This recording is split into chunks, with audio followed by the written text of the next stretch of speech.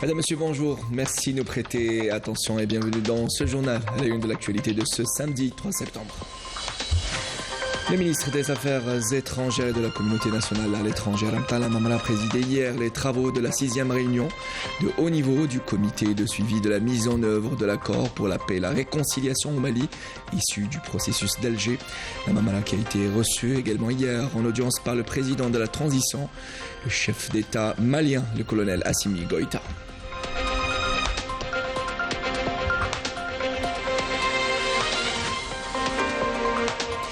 Et au volet économique, dans la wilaya d'Adrar, les coopératives de céréales et de légumes secs réceptionnent des quantités considérables de ce produit stratégique, une wilaya dont la capacité de stockage est estimée à 44 000 quintaux de céréales et légumes secs, ce qui encourage à multiplier les surfaces cultivées en céréales.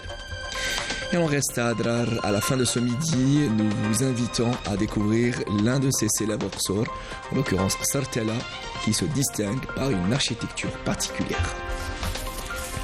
Voilà pour les titres. Madame, Monsieur, bienvenue dans ce journal.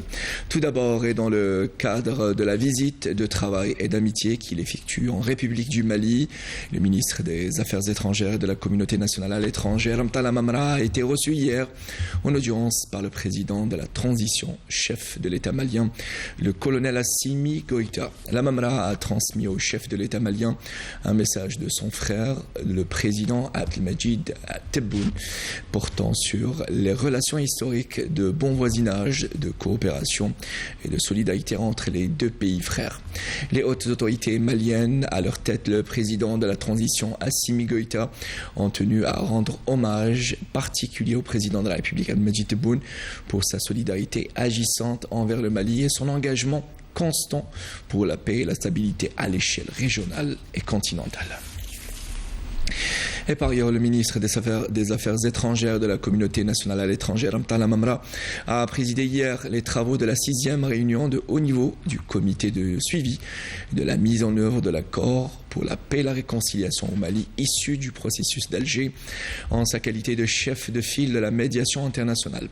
Ont pris part à cette réunion au titre des parties maliennes et les ministres de la réconciliation nationale et des affaires étrangères, ainsi que les chefs des mouvements signataires de l'accord. Du côté de la médiation internationale, la réunion a connu la participation de plusieurs ministres des Affaires étrangères, des États de la région et de hauts représentants des 5 pays membres permanents du Conseil de sécurité, ainsi que des organisations internationales et régionales impliquées dans le dossier malien. Ramtane Lamamra a salué la participation de tous les membres du comité de suivi en soulignant le contexte interne qu'il a qualifié d'encourageant et de prometteur dans lequel est intervenue cette session, invitant les parties maliennes à s'engager davantage dans la mise en œuvre diligente, effective et intégrale des dispositions de l'accord afin d'assurer une prise en charge convenable des attentes légitimes des populations.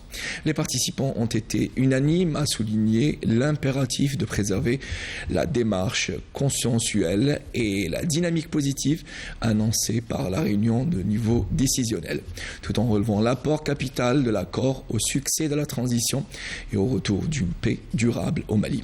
Les participants ont salué les efforts louables consentis par l'Algérie en sa double capacité de chef de file de la médiation internationale et de président du comité de suivi afin de réunir les conditions nécessaires à la redynamisation du processus de mise en œuvre de l'accord.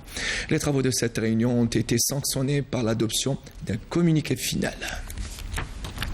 Et en Algérie, en application des décisions du dernier Conseil des ministres d'augmenter les capacités de stockage des céréales, les coopératives de céréales et de légumes secs réceptionnent des quantités considérables de ce produit stratégique. Celle de la wilaya de Adrar stocke plus de 44 000 quintaux de céréales et légumes secs, ce qui encourage à multiplier les surfaces cultivées en céréales. Reportage Mohamed Ayashi, commentaire Badea Marni. Après une campagne céréalière prospère à Adrar, la coopérative des céréales et des légumes secs de la wilaya a accueilli d'importantes quantités de ce produit stratégique destiné au stockage. Un quota sera destiné à la consommation et le reste à la semence. استقبلنا ما يزيد عن 44 ألف قنطار عبر 3 أنواع القمح الصلب والقمح اللين وكذا الشعير البذور. Nous avons reçu des quantités dépassant les 44 000 quintaux entre blé dur, blé tendre et orge, en plus des céréales destinées à la consommation.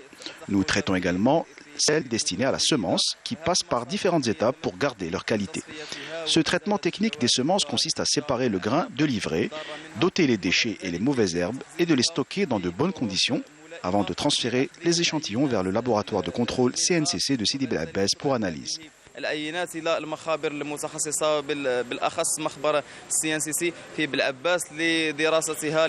Après le tri des différentes qualités de blé, les quantités destinées à la consommation sont stockées dans ce hangar avant de les acheminer vers les autres wilayas, selon la demande exprimée.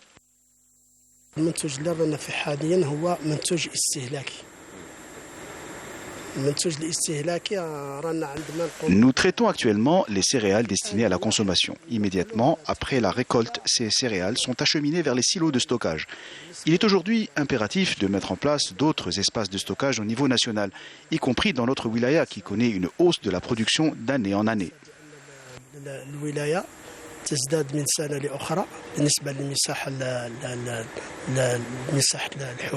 Les mesures de facilitation octroyées par l'État encouragent les agriculteurs à investir davantage dans cette filière agricole pour booster l'économie nationale, aller vers l'autosuffisance et par là même assurer la sécurité alimentaire du pays.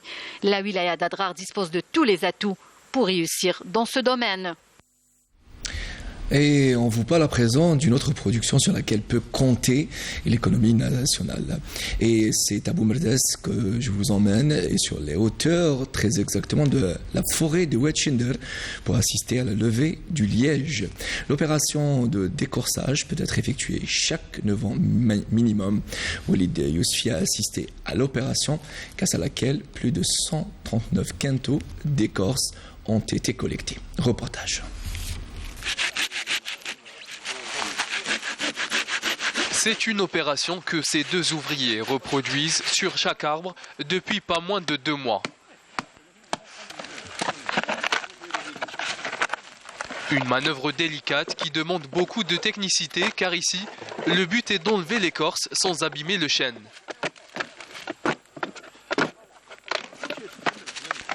Il s'agit d'une vaste opération de récolte de liège dans la forêt de Wetchinder à Boumerdes. 139 quintaux d'écorce ont été collectés dans cette région depuis le début de l'opération. Déjà, on fait une sortie pour faire ce qu'on appelle un test de levée. C'est-à-dire, parce que le liège il exige une certaine température pour qu'il puisse s'arracher sans accidenter l'arbre. Il faut un débardage, le faire sortir, on bade. Ils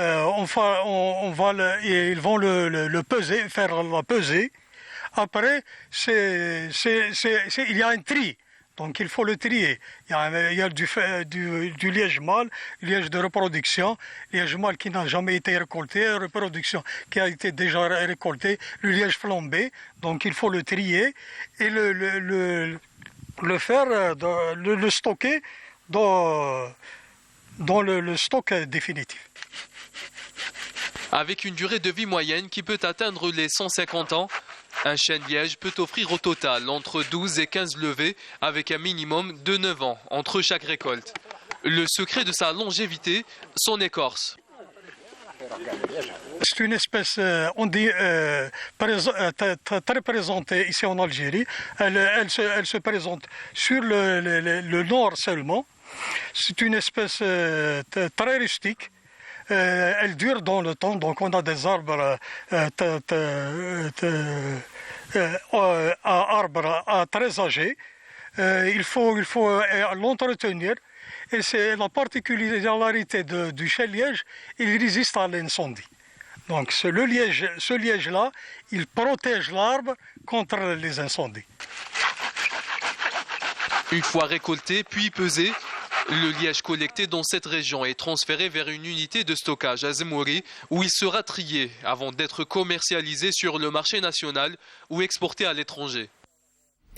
Et au volet éducation nationale, pour cette nouvelle année, les outils informatiques s'inviteront en classe. Rétroprojecteurs, tablettes, à titre d'exemple, une rentrée scolaire qui se veut 2.0 pour les écoliers et pour les enseignants de la wilaya de Tébessa. Amsila, plusieurs locaux commerciaux et lots de terrain abandonnés ont été récupérés pour construire de nouveaux établissements scolaires. Une nouvelle fois, Walid Yousfi. Un rétroprojecteur et des tablettes flambant neuves. La wilaya de Tébessa se prépare pour recevoir les élèves cette année en grande pompe. Quelques 1000 tablettes ont été distribuées au niveau de plusieurs écoles de la région. L'objectif est d'alléger le cartable de l'élève, mais aussi de lui permettre de se familiariser avec les nouvelles technologies. La wilaya de Tébessa a bénéficié de 12 écoles primaires avec 90 tablettes pour chaque école. En tout, ce sont 1080 tablettes qui seront distribuées. Nous comptons réceptionner 4 autres nouveaux établissements d'ici la fin de l'année. Ces tablettes permettront d'alléger le cartable. À l'Est, comme partout ailleurs dans le pays, les préparatifs de la rentrée scolaire se poursuivent. À Msila, plusieurs locaux commerciaux et lots de terrain abandonnés ont été récupérés pour construire de nouveaux établissements scolaires. Nous transformons les surfaces non exploitées en établissements scolaires. Nous avons entamé les travaux de construction pour effectuer la livraison de ces écoles dans les plus brefs délais.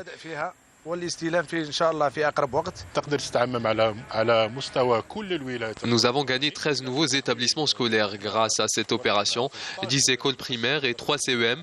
L'opération se poursuit au niveau de la wilaya de Msila. Des établissements qui seront opérationnels dès la prochaine rentrée scolaire, un acquis pour le secteur de l'éducation de la wilaya de Msila et pour les élèves de la région. Et dans le dossier sahraoui et dans le dossier sahraoui, dans l'actualité du dossier sahraoui, l'envoyé spécial du secrétaire général de l'ONU pour le Sahara occidental, Staffan de Mistura, s'est rendu dans les camps des réfugiés sahraouis pour rencontrer les responsables du Front Polisario. Et dans le cadre d'une série de visites dans cette région, l'émissaire onusien se rend dans des camps de réfugiés aujourd'hui pour rencontrer des dirigeants du Front Polisario. Au début de cette visite, l'émissaire a toujours hâte de pouvoir approfondir les consultations pour soutenir un référendum et une solution politique basée sur un référendum d'autodétermination. Les responsables sahraouis avaient rappelant notamment réaffirmé leur attachement à l'indépendance nationale totale. Et en juillet dernier, le Front Polisario avait fermement dénoncé l'interdiction par l'occupant marocain à Staffan de Mistura d'effectuer sa première visite dans les territoires sahraouis occupés et déplorer l'absence totale d'une volonté politique de Rabat de s'engager de manière constructive dans le processus de paix parrainé par les Nations Unies au Sahara occidental. Signe d'une reconnaissance tacite mais non assumée, le Maroc a toujours participé aux manifestations internationales en présence du président de la République arabe sahraoui démocratique, un état de fait que nous rappelle Yemin Seidji. Une photographie qui a fait la une de la presse le 29 novembre 2017. Sur cette image, on peut voir le roi du Maroc à quelques pas du président de la République arabe sahraoui, Brahim Ghali. Pour mieux comprendre cette photo, il faudrait d'abord mettre en relief quelques faits établis. Le Maroc avait adhéré à l'Union africaine en acceptant la présence de la RASD, qui en est, faut-il le souligner, membre fondateur. Le monarque marocain avait participé au sommet Union européenne-Union africaine d'Abidjan en 2017, auquel avait participé le président Brahim Ghali, qui était assis à quelques mètres du roi, tout comme le monarque avait participé au sommet Union européenne-Union africaine de Bruxelles en présence du président de la RASD. Autre signe d'une reconnaissance de la RASD, le président Brahim Ghali avait prononcé un discours dans la capitale éthiopienne Addis Abeba en sa qualité de président de la République arabe sahraoui démocratique, et ce, en présence de la délégation marocaine. Autre reconnaissance que la RASD est une république à part entière. De plus, son président est reçu dans les plus grandes capitales du monde, toujours en présence de Rabat, également convié. Ces nombreux événements internationaux attestent de la reconnaissance avérée de l'existence de la RASD et ce ne sont pas seulement les apparitions publiques de ces deux dirigeants qui peuvent en attester. Ce document, par exemple, stipule clairement que tous les États qui veulent adhérer à l'Union africaine doivent reconnaître les États membres dans la RASD. La démarche marocaine qui a pris cette fois-ci la Tunisie pour cible reflète en réalité le comportement erratique d'une diplomatie qui a perdu toute crédibilité. Et vous l'aurez compris, c'était là un sujet signé Yamina Saïdi. Et la situation en Palestine occupée, le collectif des détenus palestiniens a annoncé aujourd'hui la mort du détenu Moussa Haroun Abou Mohamed, détenu dans les geôles de l'occupant sioniste. Le décès est dû à la politique de négligence sanitaire adoptée par l'occupation à l'égard des prisonniers palestiniens. Pour rappel, 1000 détenus palestiniens ont entamé ce jeudi une grève de la faim illimitée comme première étape d'une série d'actions de protestation contre les pratiques sionistes. Et à notre rappel, nous rappelons que le nombre de détenus palestiniens dans les prisons de l'occupation sioniste est d'environ 4550 à ce jour. Et puis la situation en Libye, après des mois de vacances du poste, le secrétaire général de l'ONU, Antonio Guterres, a nommé le diplomate sénégalais Abdoulaye Bathily émissaire de l'ONU en Libye. La nomination d'un nouvel émissaire était particulièrement attendue alors que l'ONU est en première ligne pour organiser une médiation entre les parties libyennes pour parvenir à un cadre constitutionnel permettant la tenue d'élections et que de nouvelles violences ont secoué Tripoli en fin juillet. Retour en Algérie et direction Adrar pour visiter ou revisiter le magnifique Qasr Tella, lequel se caractérise par une architecture particulière, là où le système d'irrigation compte sur la méthode ancestrale des Fougara. Nombreux sont les visiteurs et touristes qui s'y rendent en quête de paix et d'évasion. Mohamed Ayashi, Majda Djahmoun. C'est dans l'immense Sahara algérien que se dresse Qasr Tella, qui doit son appellation au sultan Abou Mahmoud Moussa II. Les Ianides ont érigé ce fort pour parer à toute incursion étrangère. Reflet du génie architectural des anciens habitants de la région, avec une conception épousant le milieu saharien et construit principalement en toub, adapté aux conditions climatiques donnant l'impression d'une tour d'observation des mouvements et dangers engendrés par les conjonctures sociales de l'époque. Ces atouts en ont fait aujourd'hui une destination touristique par excellence. J'ai eu la chance de visiter Timimoun. C'est une très belle ville. Je suis venue précisément à Qasr Tella. Les paysages sont magnifiques ici. Les habitants sont très accueillants. C'est une ville qui mérite amplement le détour.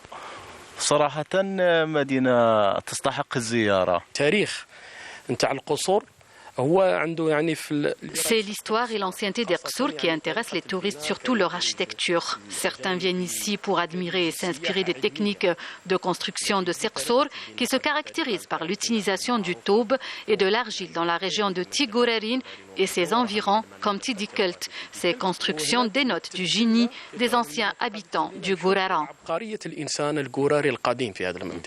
Autre site qui attire les visiteurs, Qasr Admar, qui puise ses spécificités patrimoniales et culturelles de sa position géographique entourée de palmeraies verdoyantes, est connu pour ses Fougara, système d'irrigation ingénieux adopté par les habitants à ce jour et dont le grand nombre dénote de la richesse de la région. Les Fougara représentent une série de puits et une galerie de canalisation souterraine. Donc l'eau en ressort automatiquement. Ces eaux qui émergent des Fougara alimentent la fontaine du Qasr pour être réparties équitablement sur les Qasr avec un système qu'on appelle le Qasriya. Un patrimoine historique inestimable que les associations et les autorités locales mettent un point d'honneur à préserver. Les Qasr se trouvant dans les différentes régions du Sahara algérien sont un héritage précieux qui attise de plus en plus l'intérêt des touristes et autres chercheurs et archéologues. Une autre ville d'Algérie qui compte des trésors incommensurables et inestimables. Il s'agit là de Oran-la-Radieuse, une ville qui a connu une affluence record de vacanciers durant cette saison estivale. Et d'ailleurs, comme à chaque année, une affluence qui avait commencé déjà à l'occasion des Jeux méditerranéens Oran 2022.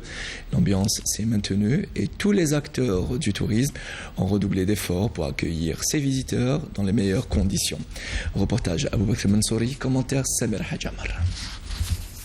Oran, la lumineuse, n'a cessé d'attirer les foules cette année. Après le franc succès de l'organisation de la 19e édition des Jeux méditerranéens, El Behia, dans ses plus beaux atours, s'est faite l'hôte privilégié de plusieurs milliers de touristes et estivants. C'est calme et sécurisé. Ça s'est très bien passé cette année. Pour moi, je suis content. C'était très bien passé. On espère qu'il y ait le même genre de complexe dans toute l'Algérie. C'est une belle chose, on avance. Quand vous le voyez, la plage est sécurisée, les enfants sont près de nous, on peut laisser nos affaires en toute sécurité. C'est propre. C'est propre, on espère que ça sera comme ça l'année prochaine. Beaucoup plus. Après le succès de l'organisation des Jeux méditerranéens, on s'est attelé à la préparation de la saison estivale.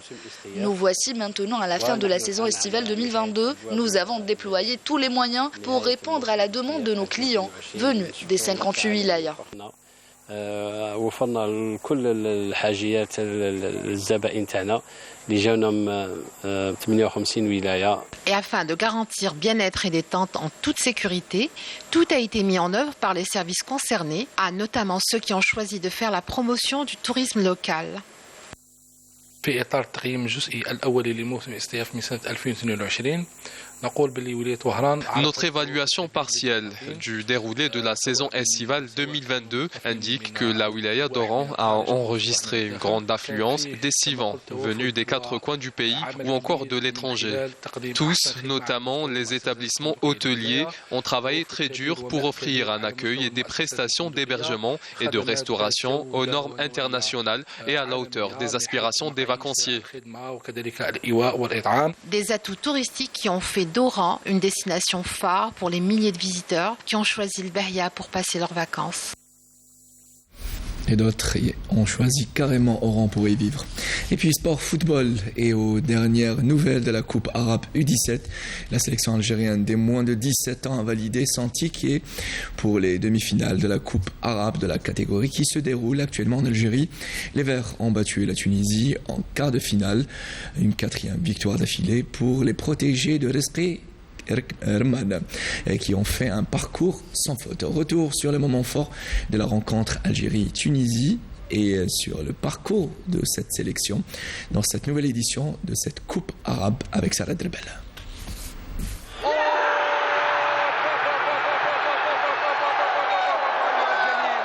Malgré la difficulté de ce derby maghrébin, les Verts se retrouvent en demi-finale de la Coupe arabe des moins de 17 ans. Les poulains de Ras Kharamen ont bien entamé le match de ces quarts de finale devant les Tunisiens. Et d'ailleurs, les Algériens ont ouvert le score après une demi-heure de jeu par Mohamed Abdelmoudjib qui permet à l'Algérie de terminer la première période sur ce léger avantage au score, malgré les multiples occasions. De retour des vestiaires, les Tunisiens plus motivés ont égalisé à la 59e minute de jeu grâce à un but de Akram Toli.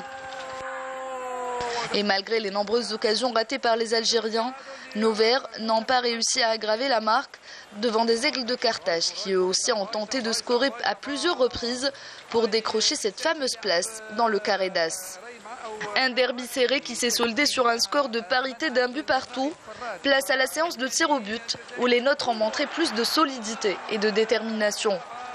Bedani, Anatouf et Kessassi ont transformé leur tentative. De leur côté, les Tunisiens ont inscrit uniquement un seul pénalty, car en face, le portier algérien Mathias Hamesh a brillé en sortant 2 arrêts qui ont permis à l'Algérie de valider sa présence dans le dernier carré pour croiser le fer le 5 septembre prochain avec l'Arabie Saoudite qui a battu l'Irak en quart de finale sur un score de 4-1.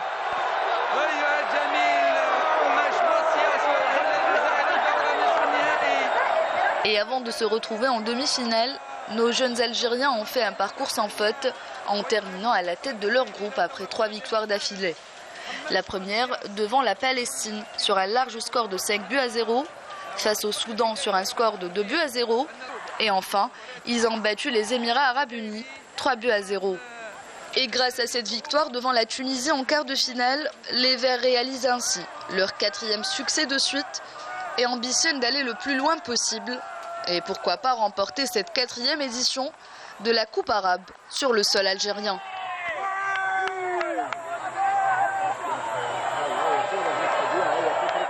Et pourquoi pas. Félicitations et bonne chance pour la suite. Et en Ligue 1, toujours avec le football, suite et fin de la 2e journée du championnat de cette même ligue professionnelle avec le déroulement des 4 dernières rencontres au programme HB chez le Roumelaïd, Azo Chlif à 16h30, Mouloudia Club d'Alger, US Biskra à 16h45, à huis clos, l'MC El Beyad JS Saoura à 17h et le S Sétif RC Larba à 20h. Sport toujours et coup d'envoi aujourd'hui de la 25e édition des championnats d'Afrique de tennis de table senior, messieurs et dames, à la coupole du complexe olympique Mohamed Boudiaf à Alger à 16h avec la participation de 28 pays africains. Voilà, et soyez au rendez-vous. Voilà qui termine ce journal. Madame, monsieur, merci pour votre attention. Excusez-moi cette petite voix. Tout de suite, les nouvelles du ciel signées Amal Aribi qui annonce quelques éclaircies, quelques températures agréables dans une majeure partie du pays. J'aurai le plaisir de vous retrouver tout à l'heure pour l'édition du soir à 19h. Bon appétit si vous êtes à table. Au revoir.